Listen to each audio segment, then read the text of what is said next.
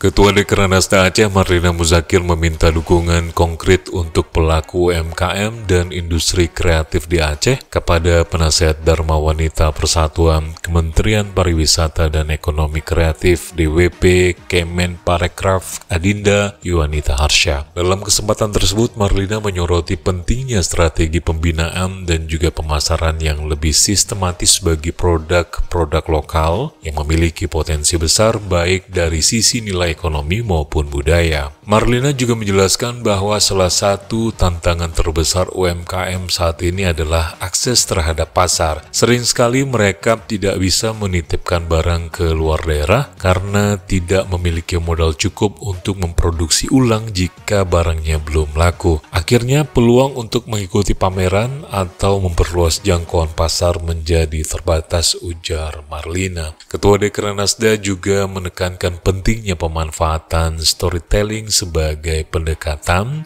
dalam memasarkan produk kreatif. Dalam diskusi tersebut juga mengemuka pembahasan mengenai branding produk lokal seperti Bir Pala yang sempat menimbulkan perdebatan karena namanya. Namun Ketua Dekranasda menjelaskan bahwa esensi dari Bir Pala bukan pada alkoholnya, melainkan proses fermentasi pala yang menciptakan manfaat kesehatan dan rasa yang khas.